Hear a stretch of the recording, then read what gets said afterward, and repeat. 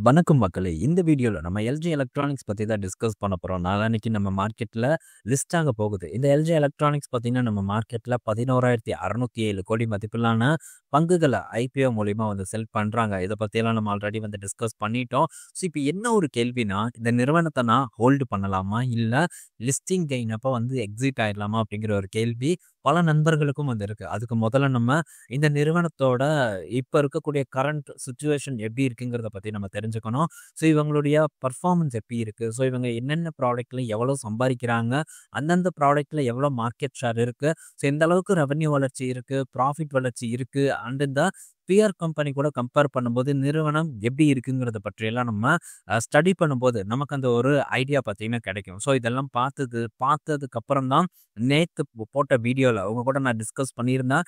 எனக்கு கிடைச்ச அலாட்மெண்ட்ல ஒரு 3 லாட்ட மட்டும் பார்த்தீங்கன்னா, தொடர்ந்து சில நாட்களுக்கு வந்து ஹோல்டு பண்ணலாம் அப்படிங்கிற ஒரு ஐடியாவ வந்து நான் எடுத்தேன். ஸோ அதே மாரி எல்லாத்தையும் வந்து நான் ஹோல்டு பண்ண முடியாது. ஏன்னா, ப்ராஃபிட் அப்படிங்கிறது ரொம்ப முக்கியம். ஸோ அத பார்த்தீங்கன்னா, வேற இடத்துல யுட்டிலைஸ் பண்ணலாம் அப்படிங்கிற ஒரு ஐடியால இருக்கேன். பட் என்ன லிஸ்டிங் கெயின் கிடைக்கும் அப்படிங்கிறதெல்லாம் நம்ம பொறுத்திருந்து நாளான்னைக்கு பார்த்தா தான் வந்து தெரியும். பட் என்ன கிடைச்சாலும் ஒரு குறிப்பிட்ட லாட்ட பார்த்தீங்கன்னா, நான் கன்ஃபார்ம் லிஸ்டிங் கெயின்ல வந்து குடுப்பேன். ஸோ பேலன்ஸ் 3 லாட்ட பார்த்தீங்கன்னா, ஹோல்டு பண்ணுவேன். அதுக்கு சில ஒரு உறுதியான ஒரு நம்பிக்கை இருக்கக்கூடிய ஒரு காரணத்தினால தான் அந்த 3 லாட்ட ஹோல்டு பண்ணலாம் அப்படிங்கிற ஒரு ஐடியாவே எடுத்திருக்கேன். பெரும்பாலும் நான் ஐபிஓல வந்து லிஸ்டிங் கெயின் பார்த்துட்டு உடனே வந்து ஓடிருவேன். ஸோ இந்த இடத்துல வந்து ஏன் நான் அந்த ஒரு 3 லாட்டுக்கு மட்டும் வெயிட் பண்ணலாம் அப்படின்னு நான் நினைக்கிறேங்கிற ஒரு காரணத்த இந்த நிறுவனத்த பத்தி இப்ப டிஸ்கஸ் பண்ணி முடிச்சதுக்கப்புறம் உங்களுக்கே வந்து கிளீனா தெரியும். ஸோ இப்போ எல்ஜி நிறுவனத்துக்கு போட்டியாளரா பார்த்தீங்கன்னா, ஸோ லிஸ்டட் கம்பெனிஸ் சிலது இருக்கு. அதுல ஹெவல்ஸ் எடுத்துக்கலாம், வோல்டாஸ் எடுத்துக்கலாம், ப்ளூ ஸ்டார் எடுத்துக்கலாம், வேர்ல்பூல் எடுத்துக்கலாம். ஸோ ஒரு நண்பர் பார்த்தீங்கன்னா, தினமும் வந்து வேர்ல்பூல் பத்தி டிஸ்கஸ் பண்ணுங்கன்னு கேட்டுட்டே இருந்தாரு. பட் நம்ம வந்து அத பத்தி பேசவே இல்ல. ஸோ அவர் ஏதாச்சும் ஒரு ரிப்ளைவாச்சும் போடுங்க அப்படின்னாங்க. ஸோ உங்கள வருத்தப்பட வைக்கணும், இல்ல உங்களுக்கு ரெஸ்பான்ஸ் பண்ணாம இருக்கணுங்கிறது என்னுடைய ஒரு நோக்கம் இல்ல. எதுக்காக வெயிட் பண்ணேன்னா, ஸோ இந்த எல்ஜி எலக்ட்ரானிக்ஸ பத்தி நம்ம டிஸ்கஸ் பண்ணும்போது, கூட சேர்த்து இந்த வேர்ல்பூலையும் வந்து நம்ம டிஸ்கஸ் பண்ணிடலாங்கிறதுக்காக தான் வெயிட் பண்ணியிருந்தேன். ஓகே. ஸோ இப்போ 4 நிறுவனங்கள பார்த்தீங்கன்னா, இந்த இடத்துல நம்ம பட்டியலிட்டிருக்கோம். இதுல 4 நிறுவனங்களும் வேல்யூவேஷன் அப்படின்னு நம்ம பார்க்கும்போது, எல்ஜி எலக்ட்ரானிக்ஸ விட அதிகமா வந்து இருக்கு. ஸோ இதுல வோல்டாஸ், ப்ளூ ஸ்டார், ஹெவல்ஸ் எல்லாமே அரவுண்ட் ஒரு 70 பிஇ கிட்ட பார்த்தீங்கன்னா, இப்போ வந்து ட்ரேட் ஆயிட்டு இருக்கு. ஆல்மோஸ்ட் ஒரு நல்ல கரெக்ஷன வந்து இந்த பங்குகள் எல்லாம் குடுத்தும் கூட 70 பிஇ கிட்ட ஆல்மோஸ்ட் இதெல்லாம் வந்து ஒரு மீடியன் பிஇயா தான் வந்து நான் சொல்றேன். ஸோ சிலது மாறுபடும். 68ல இருக்கலாம், சிலது வந்து 70க்கு மேல இருக்கலாம். ஸோ அரவுண்ட் பார்த்தீங்கன்னா, ஒரு 70 பிஇ கிட்ட ட்ரேட் ஆயிட்டு இருக்கு. இதுல வேர்ல்பூல் பார்க்கும்போது ஓரளவு அட்ராக்டிவான ஒரு இடத்துல இருக்கு. ஸோ வேர்ல்பூல் ஒரு ஒரு 40 பிஇ கிட்ட பார்த்தீங்கன்னா ட்ரேட் ஆயிட்டு இருக்கு. ஆனா எல்ஜி எலக்ட்ரானிக்ஸோட ஐபிஓ என்ன வேல்யூவேஷன்ல பணம் ரைஸ் பண்றாங்கன்னு பார்த்தீங்கன்னா, வெறும் 35 பிஇல தான் வந்து ரைஸ் பண்றாங்க. ரொம்ப ஓவர் வேல்யூட் பொசிஷன்ல பார்த்தீங்கன்னா, இந்த எல்ஜி எலக்ட்ரானிக்ஸ் வந்து மார்க்கெட்ட ஹிட் பண்ணல. ஸோ மற்ற கம்பெனிஸ் கூட கம்பேர் பண்ணும்போது, மார்க்கெட் லீடரா இருக்கக்கூடிய நிறுவனம் எல்ஜி எலக்ட்ரானிக்ஸ். பட் அவங்களுடைய வேல்யூவேஷன் மற்ற கம்பெனிஸ் கூட கம்பேர் பண்ணும்போது கிட்டத்தட்ட பாதிக்கு பாதி குறைவா இருக்கு. So Voltas, blue star, Havells கூட கம்பேர் பண்ணும்போது பாதிக்கு பாதி பார்த்தீங்கன்னா, வேல்யூவேஷன் குறைவா இருக்கு. இது ஒரு மெயின் ரீசன்.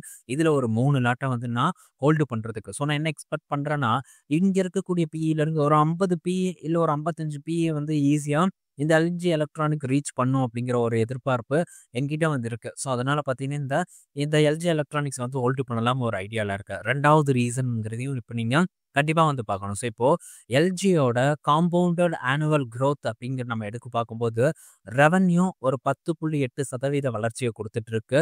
எபிட்டா பார்க்கும்போது 28% வளர்ச்சியும், பேட் பார்க்கும்போது 27.8% வளர்ச்சியும் காம்பவுண்ட் ஆனுவல் குரோத்தா வந்து காட்டிட்டு வந்துட்டு இருக்காங்க. ஸோ எஃப்ஐ 25 ஸோ அதுக்கு முன்னாடி ஸோ இவங்களுடைய ரெவென்யூ குரோத்தா இருக்கட்டும், எபிட்டா குரோத்தா இருக்கட்டும், பேட்டா இருக்கட்டும், கடந்த 23, 24, 25 எடுத்து பார்க்கும்போது நல்ல ஒரு குரோத்த பார்த்தீங்கன்னா, பியர் கம்பெனிஸ் கூட கம்பேர் பண்ணும்போது நிறுவனம் வெளிப்படுத்திட்டு வந்துட்டு இருக்காங்க. ஸோ இது ஒரு மெயின் ரீசன். 2வது ஒரு ரீசனா பார்க்குறேன். அடுத்தது இந்த எஃப்ஐ 25ல பார்க்கும்போது 24,367 கோடி ரெவென்யூவா வந்து ஜெனரேட் பண்ணியிருக்காங்க. ஒரு வருஷம் ஃபுல்லா.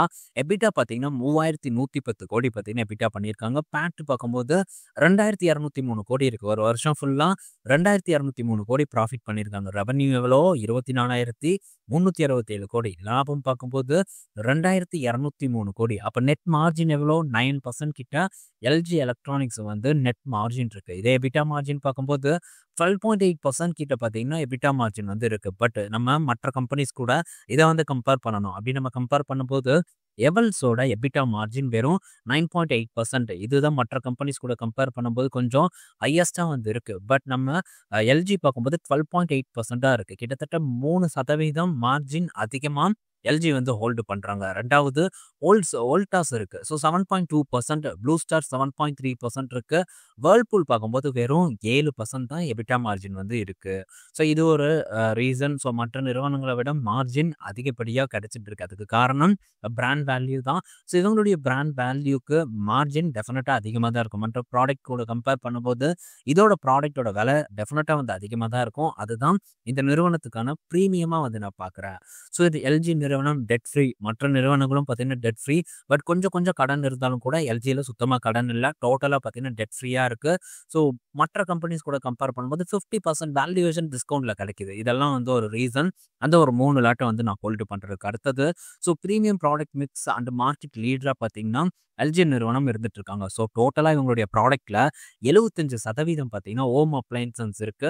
25% பார்த்தீங்கன்னா ஹோம் என்டர்டைன்மெண்ட் செக்மெண்ட் இருக்கு. இதுல ஆஃப்லைன் மார்க்கெட் ஷேர்னு எடுத்து பார்த்தோம்னா வாஷிங் மிஷின்ல அதிகப்படியான மார்க்கெட் ஷேரை வச்சிருக்காங்க. 33% ஆஃப்லைன் மார்க்கெட் ஷேர்ல எல்ஜி நிறுவனம் தான் வந்து ஹோல்டு பண்றாங்க. ரெஃப்ரிஜிரேட்டர்ல அரௌண்ட் ஒரு 30% மார்க்கெட் ஷேர் வச்சிருக்காங்க. டிவி பார்க்கும்போது 27.5% வந்து இருக்கு. ஏசி ஒரு 20.5% இருக்கு. மைக்ரோவேவ் பார்க்கும்போது ஒரு 51% மார்க்கெட் ஷேர் ஆஃப்லைன் மார்க்கெட்ல எல்ஜி நிறுவனம் வச்சிருக்காங்க. ஸோ இதுல வாஷிங் மிஷினை விற்கிறது மூலியமா மட்டும் கிடைக்கக்கூடிய வருமானம் பார்த்தீங்கன்னா 5041 கோடியா இருக்கு. 20.69% ரெவன்யூ பார்த்தீங்கன்னா இந்த வாஷிங் மிஷின் சேல்ஸ் மூலியமா எல்ஜி நிறுவனத்துக்கு வந்து வந்துட்டு இருக்கு. அடுத்தது அதிகபட்சமா இவங்களுக்கு வருமானம் எந்த இடத்துல இருந்து வருதுன்னா ஃப்ரிட்ஜில் இருந்து தான் வருது. ஒரு 6696 கோடி பார்த்தீங்கன்னா இந்த ஃப்ரிட்ஜ் விற்கிறது மூலியமா ரெவன்யூ வந்து ஜென்ரேட் பண்றாங்க. ஸோ அதிகப்படியான ரெவன்யூ 27.48% பார்த்தீங்கன்னா ஃப்ரிட்ஜ் மூலியமா தான் இவங்க ரெவன்யூவை ஜென்ரேட் பண்றாங்க. அடுத்தது டிவி பார்க்கும்போது ஒரு 4925 கோடி 20% ரெவன்யூ வந்து இந்த டிவி செக்மெண்ட்ல இருந்து வருது. ஸோ நெக்ஸ்ட் ஏசி பார்க்கும்போது ஒரு 5270 கோடி இந்த ஃப்ரிட்ஜுக்கு அடுத்தது அதிகப்படியான வருமானம் ஏசியில இருந்து ஜென்ரேட் பண்றாங்க.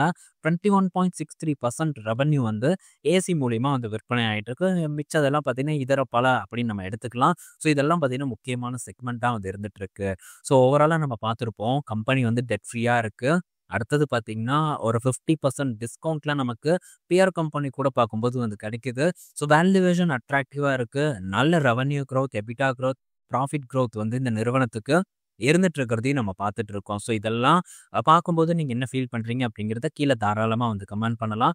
ஒரு மார்க்கெட் லீடர் மற்ற கம்பெனிஸ் கூட கம்பேர் பண்ணும்போது 50% டிஸ்கவுண்ட் கிடைக்கிறது ரொம்ப அட்ராக்டிவான ஒரு விஷயமா தான் நான் வந்து பார்க்குறேன். ஸோ அதனால ஒரு அப்சைட் மொமெண்டம் வந்து இந்த எல்ஜி எலக்ட்ரானிக்ல இருக்குங்கிற ஒரு ஸ்ட்ராங்கான நம்பிக்கை என்கிட்ட இருக்கு. ஸோ அடுத்தது என்னங்க இவங்க 24,367 கோடி வருஷத்துக்கு ரெவன்யூ பண்றாங்களே, பேட் பார்க்கும்போது வெறும் 2200 கோடி தான் இருக்கு. மார்ஜின் 9% தான் இருக்குன்னு கேட்டா, ஸோ இவங்களுடைய பெரிய அளவுக்கான செலவு எங்க போகுது அப்படிங்கிறத நம்ம டெஃபினட்டா வந்து தெரிஞ்சுக்கணும். அது 75% பார்த்தீங்கன்னா ரா மெட்டீரியல் காஸ்டா இருக்கு. ஸோ ஒரு பெரிய ரிஸ்க் சைடா நம்ம என்ன பார்க்கணும்னா ரா மெட்டீரியல் காஸ்ட்ல இருக்கக்கூடிய அப் அண்ட் டவுனை தான் வந்து நம்ம பார்க்கணும். ஸோ இதனால இவங்களுடைய மார்ஜின் பார்த்தீங்கன்னா பாதிக்கப்படுவதற்கான வாய்ப்பு இருக்கு. இவங்களுக்கு மட்டும் இல்ல பியர் கம்பெனிக்கும் இதே ஒரு விஷயம் தான் வந்து ஏற்படும். அது போக இவங்களுக்கு பிளான்ட் நம்ம எடுத்து பார்த்தோம்னா ஸோ பூனே அண்ட் நொய்டால வந்து இருக்கு. ஒரு 1.4 crores ப்ராடக்டை வந்து தயாரிக்கிற அளவுக்கான கெப்பாசிட்டி பார்த்தீங்கன்னா எல்ஜி எலக்ட்ரானிக் நம்ம நாட்டில் இன்ஸ்டால் பண்ணி வச்சிருக்காங்க. ஸோ ஃபர்ஸ்ட் எக்ஸ்பென்ஸ் வந்து இந்த ரா மெட்டீரியல் காஸ்ட்ல இருக்கக்கூடிய வலட்டல். அடுத்தது ஆட் ஸ்பெண்ட் பார்க்கும்போது கிட்டத்தட்ட 1000 கோடி கிட்ட பார்த்தீங்கன்னா FY25ல வந்து பண்ணியிருக்காங்க. இது இயர் ஆன் இயர் கூட கம்பேர் பண்ணும்போது ஒரு 7.5% கிட்ட வந்து ரைஸ் ஆயிருக்கு. ஏன்னா விளம்பரம் ரொம்ப முக்கியம். ஏன்னா நீங்க ஒரு ப்ராடக்டை ப்ரீமியமா வந்து வச்சிருக்கீங்கன்னா மக்கள் கண்ணில் படும்படி தொடர்ந்து விளம்பரத்தை வந்து காட்டிட்டே இருக்கும்போது மட்டும்தான் ஸோ அது ப்ரீமியம் ப்ராடக்டா இருக்கும். ஸோ அதுக்கான ஒரு வேலையா இந்த நிறுவனம் தொடர்ந்து பண்ணிட்டு இருக்காங்க. நெக்ஸ்ட் டாக்ஸ் எக்ஸ்பென்ஸ் பார்க்கும்போது ஒரு 44% வந்து உயர்ந்திருக்கு. 759 கோடி பார்த்தீங்கன்னா டாக்ஸாக வந்து இவங்க டாக்ஸ் எக்ஸ்பென்ஸாக வந்து ஸ்பெண்ட் பண்ணியிருக்காங்க. அடுத்தது இன்னொரு முக்கியமான விஷயம் பெரும்பாலும் பார்த்தீங்கன்னா பலரும் வந்து சொல்லக்கூடிய விஷயம் நம்ம ஊரில் பணத்தை சம்பாரிச்சு இவங்க வந்து அங்கே கொண்டு போயிடுவாங்க அப்படின்பாங்க. ஸோ இதில் வேற வழி இல்லை. அவன் தான் பேரண்ட் கம்பெனி, அங்கே தான் வந்து பணம் போயாகணும். ஸோ இந்தியாவில் இருக்கக்கூடியது அவங்களுடைய சப்சிடரி, அது தனியாக இருக்கக்கூடிய ஒரு சப்சிடரி லிஸ்ட் பண்ணியிருக்காங்க. ஸோ மற்றபடி பார்க்கும்போது அதை பேரண்ட் கம்பெனிக்கு வந்து ராயல்டி அப்படின்ட்டு தனியா குடுப்பாங்க. இந்த ராயல்ட்டிய HULக்கு எப்படி வந்து சொல்லுவாங்களோ, அதே மாரி தான் இந்த நிறுவனத்துக்கும். ஸோ இந்த ராயல்டி பார்க்கும்போது ஒரு 454 கோடி கிட்ட இருக்கு. ஸோ 12.25% பார்த்தீங்கன்னா, இயர் ஆன் இயர்ல ராயல்டி குடுக்குறது அதிகமாயிருக்கு. ஏன்னா போன வருஷம் வெறும் 403 கோடியா தான் இருந்திருக்கு. ராயல்டி தொடர்ந்து அதிகரிப்பது இந்த நிறுவனத்துக்கு ஒரு நெகட்டிவா வந்து பார்க்கப்பட்டாலும், ஸோ இந்த நிறுவனம் பார்த்தீங்கன்னா, டோட்டலா சம்பாரிக்கக்கூடிய எல்லாத்தையும் கழிச்சது போக தான் நெட் மார்ஜின் அப்படிங்கிறத அவங்க மென்ஷன் பண்ணியிருக்காங்க. ஸோ அதுவே மற்ற கம்பெனிஸ் கூட கம்பேர் பண்ணும்போது அதிகப்படியான ஒரு மார்ஜின தான் இந்த நிறுவனம் வந்து ப்ரொவைட் பண்ணிட்டு இருக்கு. So royalty, tax, ad spend, மற்ற ரா மெட்டீரியல் காஸ்ட் இது எல்லாமே வந்து செலவுல வந்து போனாலும் கூட, இவங்களுடைய பிரீமியம் பிரைசிங்க்கு இவங்களால நல்ல ஒரு மார்ஜின வந்து நிலைநிறுத்த முடியுறது என்ன பொறுத்தவரைக்கும் ஒரு நல்ல விஷயமா வந்து பார்க்குறேன். ஸோ அவ்வளோதான். மோஸ்ட்டா வந்து நம்ம எல்லாத்தையும் வந்து டிஸ்கஸ் பண்ணிட்டோம் கம்பேரிசனோட. ஸோ ஒவ்வொரு நிறுவனங்களும் எப்படி பெர்ஃபார்ம் பண்ணிட்டு இருக்கு, அது கூட கம்பேர் பண்ணும்போது எல்ஜி எலக்ட்ரானிக்கோட பெர்ஃபார்மன்ஸ் எப்படி இருக்குங்கிறத நீங்க பார்த்துருப்பீங்க. ஸோ நல்ல ஒரு குரோத் கடந்த 3 வருஷமா குடுத்துட்டு வந்துட்டு இருக்காங்க. ஸோ கடன் இல்ல, நல்ல லோ வேல்யூவேஷன்ல கிடைக்கக்கூடியது. இதெல்லாம் வச்சு பார்க்கும்போது ஒரு 3 லாட்ட எனக்கு சில நாட்களுக்கு ஹோல்டு பண்ணா ஒரு நல்ல ரிட்டர்ன் கிடைக்கும்னு நான் நினைக்கிறேன். அப்படி இருந்தும் பேலன்ஸ் இருக்கக்கூடியத ஏன் விக்கிறீங்கன்னு கேட்டா, பணம் எனக்கு தேவைப்படுது. ஸோ அதனால மேபி வந்து ரிஸ்க்கா மாறலாம். நான் இப்ப வந்து சொல்றது உடனே நடக்காம, பின்னாடி கூட வந்து நடக்கலாம். ஸோ அதுக்கப்புறம் கூட மார்க்கெட் ரியலைஸ் பண்ணலாம். எப்படி வந்து ஹியூண்டாயில வந்து பண்ணாங்களோ, அந்த மாரி இங்கேயும் வந்து நடக்கலாம். அந்த ஒரு ரிஸ்க் எனக்கு வேண்டாம். ஸோ எனக்கு கிடைச்சது இந்த ஒரு 3 லாட்ல மட்டும் வந்தா போதும் அப்படிங்கிற ஒரு பிளானோட தான் வந்து பண்றேன். ஸோ பேலன்ஸ் இருக்கிறத வந்து எக்ஸிட் பண்ணிட்டு, கிட்டத்தட்ட கிரே மார்க்கெட் பிரீமியம்ல 34% பார்த்தீங்கன்னா, லாபம் கிடைக்கிற மாரி தான் வந்து காட்டுது. ஒரு அரவுண்ட் ஒரு 30% கிடைச்சாலும், ஒரு நல்ல பெர்ஃபார்மன்ஸ் அந்த 30% தூக்கி அப்படியே வந்து யுஎஸ் மார்க்கெட் அக்கவுண்ட்ல வந்து நான் பணத்த போட்டு வச்சுருவேன். அது பாட்டுக்கு டாலரா வந்து அங்க கிடைக்கும். ஸோ எப்போ வந்து நமக்கு இப்போ எனக்கு தெரிஞ்சு ஆப்பர்ச்சுனிட்டீஸ் வந்து அமெரிக்க மார்க்கெட்ல நெருங்கி வந்துட்டுருக்கு. ஸோ அந்த டைம்ல ஷார்ட் டெர்ம்க்கு பார்த்தீங்கன்னா, அத நான் டெஃபினட்டா பயன்படுத்துவேன். ஆல்ரெடி அமெரிக்க அக்கவுண்ட்ல பணம் பார்த்தீங்கன்னா இருக்கு. ஸோ அத வந்து அ கூடவே டைம் கிடைக்கும்போது, இந்த மாரி ஒரு வாய்ப்பு கிடைக்கும்போது, பேலன்ஸ் வந்து ஆட் பண்ணி வச்சுக்கிட்டோம்னா, ஸோ ஆப்பர்ச்சுனிட்டி வரும்போது நம்ம அத ஆட் பண்றதுக்கு சரியா இருக்கும். இது வந்து என்னுடைய ஒரு பிளான். அந்த பிளான் இந்த இடத்துல நான் டிஸ்கஸ் பண்றேன். ஸோ எது எப்படியோ ஐபிஓல சம்பாரிக்கக்கூடிய பணத்த வேஸ்ட்டா வந்து செலவு பண்ணாம, இல்ல ஏதாச்சும் ஒண்ணு பண்ணாம, அந்த வரக்கூடிய லாபத்த எப்படி பெருக்கணும் அப்படிங்கிற ஒரு விஷயத்த மட்டும் நோக்கி போங்க.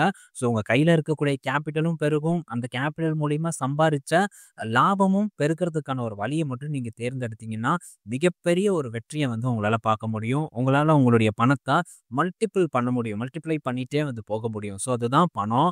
அதோட குட்டி. அதோட குட்டின்னு குட்டி போட வச்சுட்டே இருந்தோம்னா, கடைசியில நம்ம பெரிய ஒரு நல்ல ஒரு இடத்துக்கு போலாம். எனக்கே கொஞ்சம் சிரிப்பு வருது இந்த குட்டி குட்டின்னு பேசும்போது. பட் இப்படி ஒரு சாப்டரே பார்த்தீங்கன்னா, நமக்கு இந்த ரிச்சஸ்ட் மேன் இன் பாபிலோன்ல பார்த்தீங்கன்னா இருக்கும். ஸோ எப்படி இருக்குன்னா, நீங்க வந்து பணம் போட்ட அதாவது அந்த பணத்தின் குட்டிய வந்து நீங்க எடுத்து சாப்பிட்டுட்டீங்க. அது உங்களுக்கு எப்படி பணத்த பெருக்கி குடுக்கும் அப்படிங்கிற மாரி அதில டீட்டெயில்டா வந்து எக்ஸ்ப்ளைன் பண்ணியிருப்பாங்க. ஸோ அந்த மாரி நம்ம பண்ணக்கூடாது. வர காச தீபாவளிக்கு தூக்கி செலவு பண்ணாம, சரியா முதலீடு பண்றதுக்கு ட்ரை பண்ணுங்க. ஆல்மோஸ்ட் இந்த எல்ஜி எலக்ட்ரானிக்ஸ் பார்த்தீங்கன்னா, பெரிய அளவுக்கு நம்ம டிஸ்கஸ் பண்ணியிருக்கோம். ஸோ யாரும் டிஸ்கஸ் பண்ணியிருக்க மாட்டாங்கன்னு நான் நினைக்கிறேன். புதுசா வரக்கூடிய நண்பர்களுக்கும் சரி, நம்ம தொடர்ந்து இருக்கக்கூடிய மார்க்கெட்ல இருக்கக்கூடிய நண்பர்களுக்கும் சரி, இது பயனுள்ளதா இருக்கும் அப்படின்னு நான் எக்ஸ்பெக்ட் பண்றேன். ஈவினிங் இன்னொரு வீடியோல நம்ம மீட் பண்ணுவோம். பாய் மக்களே!